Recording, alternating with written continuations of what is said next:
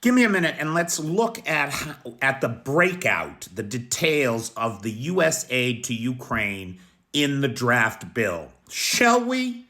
Because everybody thinks we're just packing up pallets of $100 bills and sticking them on C-130s and shipping them over to Ukraine, and nobody knows what happens to the money. It just disappears in this dark black hole. Bullshit. Bullshit of the first order. First of all, we've got auditors on the ground in Ukraine. We can tell you where every bullet that's been sent is right now. Second, the actual cash that we're sending, that's right here. 7.85 in budgetary aid. That's to keep the government working, to pay firemen, to pay policemen, to pay secretaries in offices, right? That's what that is. It keeps the government, it keeps the society functioning in this time of war. And then down here, 1.58, support for priority sectors of the economy. That's a loan, right? Now, future administrations may choose to forgive that loan, but right now it's on the books. Ukraine owes us $1.58 billion. So 7.85 and let's call it 6. So that's roughly, let's call it 10 billion. Let's call it 10 billion of the aid. Well, this is a $60 billion aid package. What's happening to the other 50 billion, the vast bulk of it? Well, you see that up here. 27.1 billion in military aid, 23 billion for the replenishment of U.S. arsenals. What does that mean? That means this money right here, that 23 billion, gets spent in the United States at defense contractors in 38 states, providing jobs, good-paying jobs, right? That's why your brother-in-law that works down at General Dynamics bought himself a new truck, because he's working so much overtime these days, pumping out 155 millimeter shells every day, or whatever. And then what about this 27 billion? It's not real. It's not cash. It's weapons. Weapons that we have in our stockpiles that the military, the generals themselves have said, yeah, we can let that go and it won't hurt us. So it's shells out of our stockpiles, ammunition out of our stockpiles, while we maintain our strategic stockpiles so that, God forbid, something else breaks out somewhere, we're ready to go and face it, right? What's going to happen? What's going to happen out of next year's Pentagon budget with all of that military aid that we sent to Ukraine?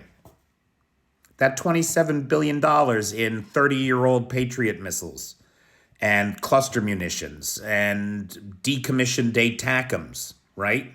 What's going to happen? We're going to spend that $27 billion in the United States, in the defense contractors in those 38 states with those good-paying jobs to replenish those stocks, right? This is to replenish the stocks that we've already sent. This will be in next year's budget. It's a paper transaction. Of the $60 billion that they are voting on, $50 billion of it stays in the United States and drives our economy. Why do you think we have the best functioning economy in the Western world? It's because of this. It's because of the $90 billion that we've gotten in defense contracts from overseas, because they've seen how our weapons work. Our old third-generation weapons work against Russian fourth-generation, quote-unquote, weapons. That's why. Plus, of course, the $70 billion that we already spent, that's $160 billion into our defense sector last year that would not otherwise have been there. And here's another $50 billion. Add on top of that the foreign contracts. I hate to say that we're making money on Ukraine, but we are making money on Ukraine. Make no mistake. Now, it's worth pointing out that for things like shells and ammunition, the prices that the defense contractors can charge is restricted by law. And so their profit margins are set very low. It's not really the business they want to be in. They want to be, Raytheon wants the big contract to develop the new stealth bomber. That's where they make money. Not the 5% they're allowed on shells and ammunition. But there is no more important strategic happening on this planet right now than this conflict.